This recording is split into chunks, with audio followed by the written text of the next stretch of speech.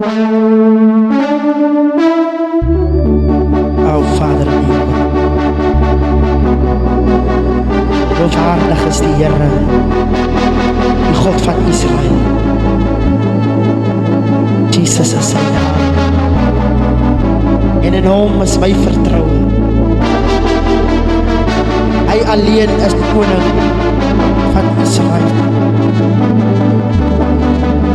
David skryf van Psalm 145. Hy sê waardig om geprys te word. Hy skryf ek wil U prys, my God en my koning. U naam wil ek altyd loof. Ek wil U elke dag loof en U naam vir altyd prys. Die Here is groot. Hy is waardig om geprys te word. Sy grootheid is onmeetbaar. Geslag na geslag sal U dade prys en van U magtige werke vertel. Ek sal die glans en die heerlikheid van U majesteit verkondig en nadink oor U wonderdade. O Here, vers 8 sê genadig en barmhartig is die Here, stadig om kwaad te word en ryk in liefde. O Here, Jesus,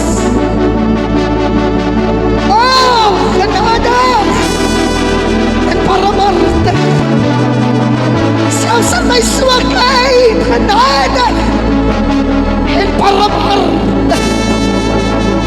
Hy is die alomwetende en alomteenwoordige Here. Selfs wanneer ons swak word, is hy genadig. Selfs wanneer ons kragte kort skiet, is hy genadig. Die balsam van Gilead, die grondslag van die waarheid. Sy naam is Jesus. Sy naam is Jehovah.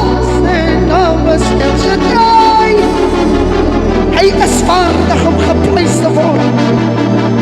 Hy alleen en niemand meer nie. Die son, die maan en die sterre, hulle kom met ooreenstemming om te sê die Here. Die Here is wonderbaar.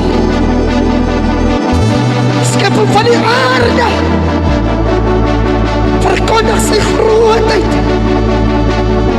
die bewysing van sy majesteit en die skepper. Hy wat die see beantrak, dat hoe ver om uit te kom. Hy wat die son sy tyd gee om te skitter, en die maan sy tyd om te skyn. Hy is die Jehovah, my Here. Halleluja.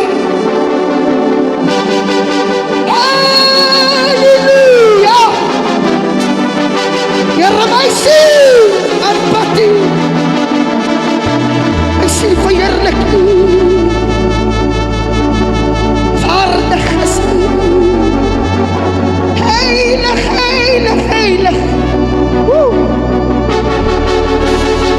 David sê in vers 13, want die koninkryk is 'n koninkryk vir alle tye. U is geslag nageslag. Die Here, die Here, die Here. Hy alleen regeer en niemand meer nie. Die Here het almal wat geval het. En die wat swaar kry, tel hy op. Majesteit.